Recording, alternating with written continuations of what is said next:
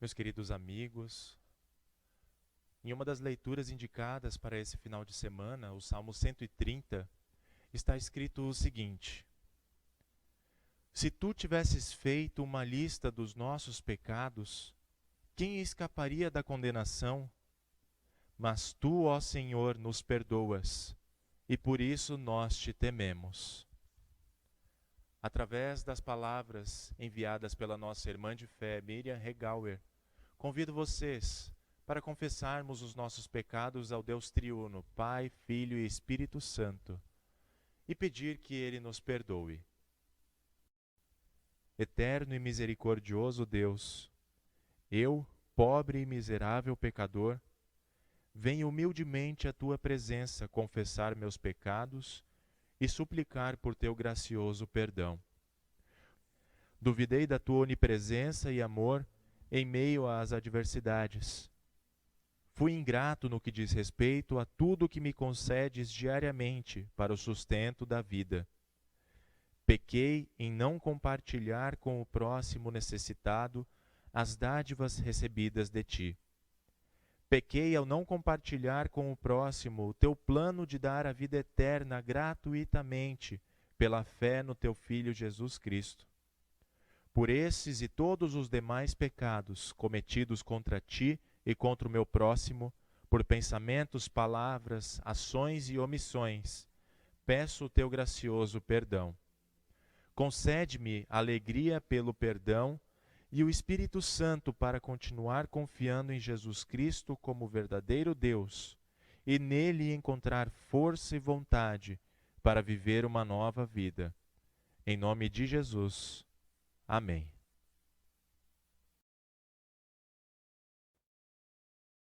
De fato, meus irmãos, Deus é misericordioso. Como está escrito na continuação do Salmo 130, Ele sempre está disposto a salvar os pecadores dos seus pecados. E a salvação que Ele oferece está disponível para nós em Jesus Cristo. Como diz o apóstolo Paulo na carta aos Romanos, agora já não existe nenhuma condenação para as pessoas que estão unidas com Cristo Jesus. Pela fé nele, nós podemos crer que estamos perdoados de todos os nossos pecados e receberemos vida eterna. Ponham a sua esperança em Jesus, o Senhor, porque quem crer e for batizado será salvo. Guiados pelo Espírito Santo, vivam de maneira que agrade a Deus e fiquem em paz, pois vocês estão unidos com Jesus. Meus queridos amigos, para esse pequeno momento de reflexão na Palavra de Deus, eu quero começar falando a respeito de uma notícia que me deixou, de certa forma, impactado. E talvez alguns de vocês que acompanham os noticiários também tenham visto essa notícia.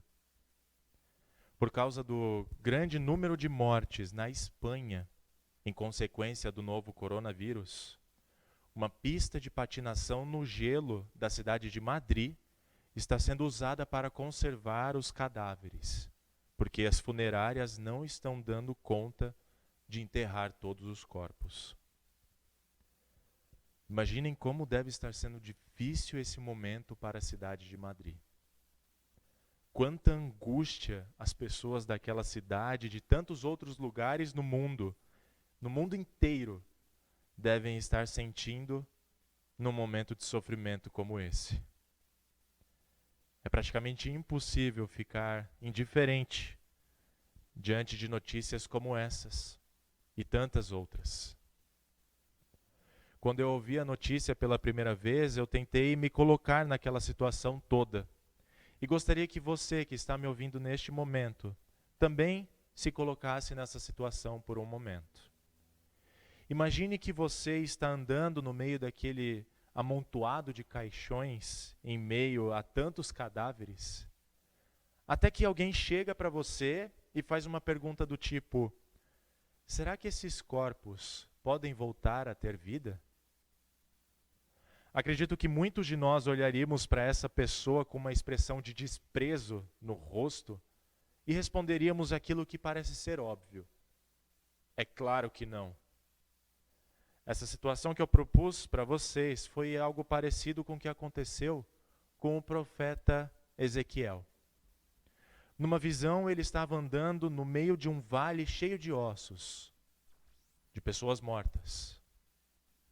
Até que Deus chegou para ele e perguntou: será que esses ossos podem voltar a viver? O que chama a atenção é a resposta que Ezequiel deu a Deus: tu o sabes. E se pararmos para pensar, Ezequiel respondeu aquilo que se esperava que fosse respondido. Afinal, ele estava conversando com Deus, que é o Criador e o Senhor da vida. Não era qualquer pessoa. Se Deus quisesse, aqueles ossos poderiam sim voltar a ter vida. E foi isso que aconteceu, conforme está registrado no capítulo 37 do livro de Ezequiel. Alguns até podem questionar, dizendo que a visão de Ezequiel não aconteceu de verdade, na vida real, e que foi apenas uma imaginação, porque ninguém que já morreu pode voltar a viver. Humanamente falando, não tem como isso acontecer. Só que não é isso que a Bíblia diz. O que está registrado no Evangelho conforme João, no capítulo 11, é um exemplo de que uma pessoa que estava morta voltou a viver. Neste relato, um homem chamado Lázaro morreu por causa de uma doença e estava sepultado há 4 dias. As pessoas já podiam sentir o cheiro daquele corpo putrificando. Até que Jesus chega perto do sepulcro, onde Lázaro estava enterrado, e ordena que ele saia dali. E assim aconteceu. Lázaro não estava mais morto, mas voltou a viver.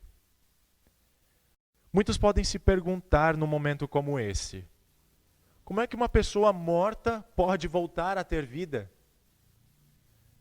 Muitas religiões tentam dar uma resposta para essa pergunta. E talvez a grande maioria das pessoas acredite que há uma vida após a morte. Inclusive, a irmã de Lázaro disse a Jesus que acreditava que seu irmão seria ressuscitado no último dia. Ou seja, ela acreditava que seu irmão voltaria a viver em um corpo. Mas a pergunta que eu quero fazer para vocês é um pouco diferente. Quem é essa pessoa chamada Jesus, que tem o poder de fazer com que mortos voltem a viver? Talvez as outras religiões não saibam responder, ou preferem ignorar esse assunto. Mas a resposta só pode ser uma: Jesus é Deus. Não tem outra resposta. Ele é o Senhor da vida. E eu não estou afirmando isso a partir do que eu acho, mas a partir do que o próprio Jesus declara no verso 25 do capítulo 11 de João: eu sou a ressurreição e a vida. Só que o que mais me chama a atenção nisso tudo é o fato de que mesmo Jesus, sendo o Senhor da vida, verdadeiro Deus, ele não é indiferente com a morte. Ao ver o sofrimento das pessoas diante da morte de Lázaro, Jesus se compadece e chora junto com os que estavam chorando, conforme registrado no verso 35 do capítulo 11 de João. Por que Jesus, sendo o Senhor da vida, chorou? Ele sabia que Lázaro iria ressuscitar, não tinha motivo para chorar. Mas o fato é que Jesus chorou porque a morte e o sofrimento não faziam parte da criação de Deus. Foi a partir de uma escolha errada de um só homem que a morte entrou no mundo como uma doença contagiosa, infectando toda a criação. Como consequência desse ato desastroso, o mundo ficou isolado de Deus, como se estivesse em uma quarentena. Mas uma quarentena sem esperança alguma de cura para esse mal chamado morte. Por causa da desobediência de um só, o mundo está condenado a ficar eternamente longe de Deus, num eterno sofrimento. Porém, Deus não foi indiferente diante dessa situação. Para que o mundo fosse curado e restaurado, Deus se submeteu à escolha humana e entrou nessa quarentena de sofrimento. Ao assumir um corpo humano, Deus assumiu para si toda a maldição que estava sobre a criação e sobre nós, a fim de libertar o mundo do seu sofrimento e nos libertar do nosso sofrimento. Na cruz, Jesus enfrentou a morte para destruir esse inimigo que nos aflige e nos traz tanto sofrimento. E ele venceu ao ressuscitar dentre os mortos. Assim, o Senhor da vida também é Senhor sobre a morte. Em Jesus, o Deus feito homem, está a cura para o mundo contaminado pelo pecado. No meio desse caos em que estamos, existe uma esperança de vida, porque Jesus diz: quem crer em mim, ainda que morra, viverá. Ele, sendo verdadeiro Deus, garante que todos os que creem nele também serão ressuscitados, receberão vida eterna e ficarão livres do isolamento de Deus e do eterno sofrimento. Agora eu pergunto a vocês, como nós podemos ser indiferentes, vendo o número de mortos crescendo a cada dia, como se a morte fosse algo sem importância? Quantos familiares e amigos enlutados estão sofrendo sem terem a esperança de um reencontro com quem partiu? Quantas pessoas morreram sem conhecer Jesus e ficarão separadas de Deus em eterno sofrimento, porque não creram nele? Não podemos ser indiferentes diante da morte, porque Deus não foi indiferente ao ver a nossa situação. Por isso, o nosso dever como pessoas salvas por Jesus é de cuidar uns dos outros com aquilo que estiver ao nosso alcance, porque assim também estaremos promovendo esperança em meio ao sofrimento. Esperança de vida eterna ao lado do nosso Salvador e de todos os que creram nele. Quando viveremos de corpo e alma, sem qualquer tipo de doença, dor ou sofrimento. Choremos com os que choram e ajudemos quem precisa de ajuda, porque assim também levamos Jesus Cristo para todos. Que Deus nos guie para que muitos venham a conhecer a fé e a esperança que temos através dos nossos atos de amor e compaixão para o próximo. E assim também possam receber a salvação preparada por Deus e garantida por Jesus. Amém. Creio em Deus Pai Todo-Poderoso, Criador do céu e da terra, e em Jesus Cristo, seu único Filho, nosso Senhor, o qual foi concebido pelo Espírito Santo, nasceu da Virgem Maria, padeceu sob Pôncio Pilatos, foi crucificado, morto e sepultado. Desceu ao inferno, no terceiro dia ressuscitou dos mortos, subiu ao céu e está sentado à direita de Deus Pai Todo-Poderoso, donde há de vir a julgar os vivos e os mortos. Creio no Espírito Santo, na Santa Igreja Cristã, a comunhão dos santos, na remissão dos pecados, na ressurreição da carne e na vida eterna. Amém. Na certeza de que Deus escuta o nosso pedido de socorro por meio de orações, convido vocês para orarmos juntos neste momento. E a oração que nós faremos foi enviada pela nossa irmã de fé, Tânia Moura da Silva. Senhor Deus, Criador do céu e da terra, poderoso é o teu nome, grande é a tua misericórdia. Renovamos a ti nossa gratidão e louvor pelos cuidados para conosco durante a semana que passou. Agradecemos-te pelas bênçãos derramadas até hoje em nossa congregação, pelo incansável trabalho de nossos pastores, bem como pelo trabalho realizado pelos nossos irmãos nos departamentos em prol da proclamação do teu Evangelho. Abençoa toda a igreja no mundo, para que teu Evangelho seja proclamado a todas as nações. Querido e amado Pai, recorremos a Ti nesse momento de ansiedade, medo e preocupação pelas tribulações que o isolamento social traz. Fortalece a nossa fé em Ti e nos ampara nesse momento de aflição. Faze com que aproveitemos esses dias em que precisamos ficar em casa para nos fortalecermos na fé através de leituras bíblicas, áudios e vídeos com mensagens cristãs e louvores a Ti. Permite que também aproveitemos a oportunidade e a tecnologia para levar outras pessoas ao conhecimento da Tua palavra e mostrar a todos a esperança da ressurreição que temos nesse período de aflição. Misericordioso Deus, dá sabedoria aos governantes de todo o mundo, especialmente aos governantes do nosso país, para que saibam governar com competência, cuidando do povo e tomando as decisões mais acertadas para esse período de pandemia e para o nosso futuro. Deus poderoso, vem consolar e preservar os fracos e enfermos, ensinando-lhes o teu caminho.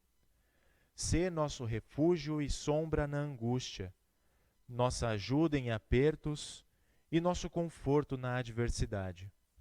Em especial, nesse período em que o mundo inteiro busca descobrir a cura rápida para esse vírus que assola todas as nações, vem e abençoa com tua mão poderosa todos os que estão na linha de frente dessa batalha biológica, dando-lhes fé, ânimo e sabedoria para lidar com essa situação.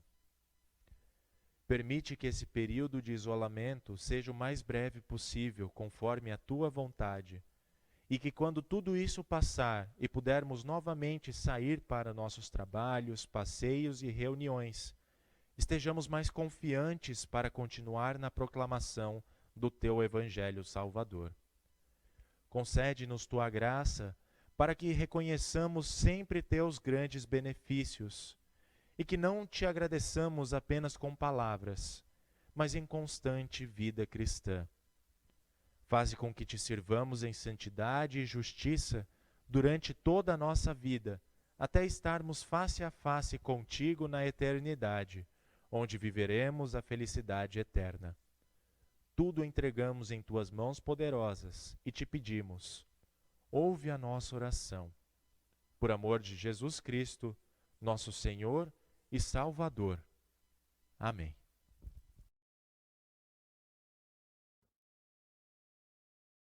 Recebam todos a bênção do Senhor. O Senhor os abençoe e os proteja. O Senhor olhe para vocês com compaixão e mostre a vocês a bondade dele. O Senhor olhe para vocês com amor e lhes dê a paz que só Jesus pode dar. Amém.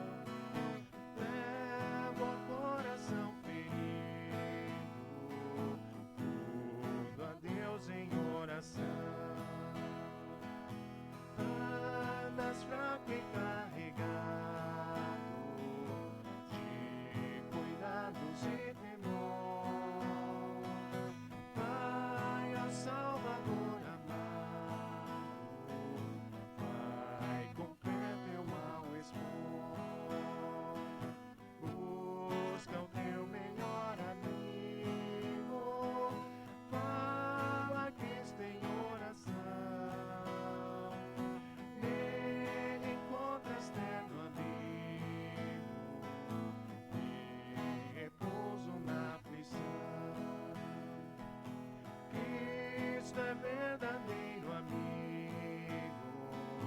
Cristo provas nos mostrou. Quando para ter consigo